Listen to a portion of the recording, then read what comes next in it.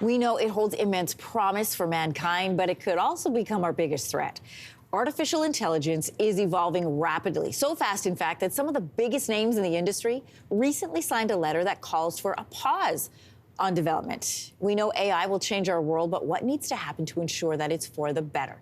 Joining us this morning is bioethicist Carrie Bowen. Welcome back to the show. Happy to be here. Can we put a pause on AI? I mean, isn't it already out there?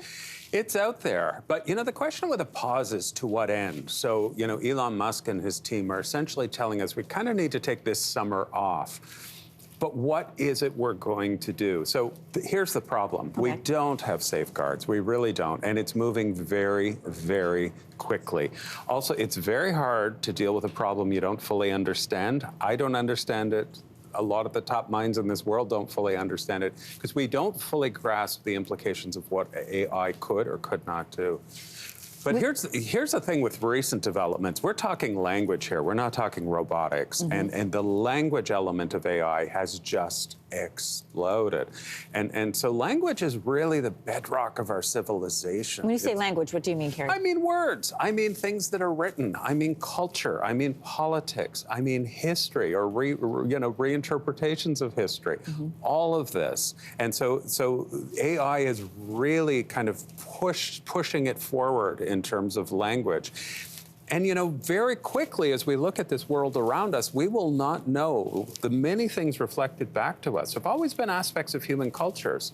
That's changing very, very quickly because much of what we see, including the arts, may be AI generated. So then what are some of the risks? What are you most concerned about? So short-term risks are the obvious, like hacking, like we have never seen hacking before.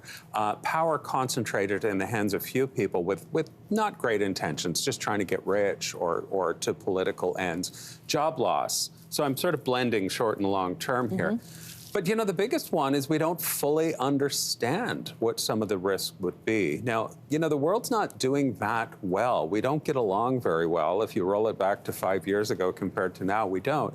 And AI is emerging all over the world. So there's competition, but there's also military risks now. We're really not getting along with very well. When we look at the Russian Federation, the People's Republic of China, Western nations, it's a very difficult time. In addition to the letter that we had mentioned earlier, mm-hmm. and plus what Elon Musk had to say, the CEO of OpenAI that created ChatGPT, we've talked about that on this show, had this to say about thoughts on artificial intelligence. People should be happy that we're a little bit scared of this. I think people should be You're happy. A little bit scared. A little bit, yeah, You of course. personally. If I said I were not, you should either not trust me or be very unhappy I'm in this job. Well, that sounds ominous. What does it say to you when people who are on the front lines say they're a little uncertain? They're uncertain because they don't fully understand it themselves. Is it that they're not clever people that don't understand their jobs? It's not. They're very clever people doing the best they can at their jobs. We have never, as a species in humankind, been dealing with a form of intelligence that can outwit us before. And yes, we've created it, but here it is.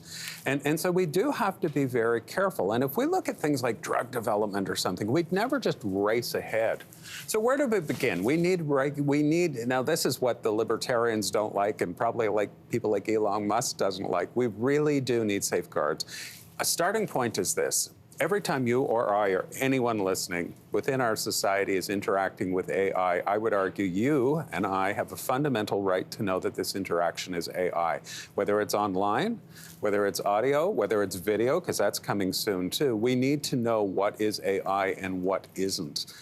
So that's a starting point, but we need checks. It's going to take time for our culture to absorb these rapid changes, and right now they're just not happening.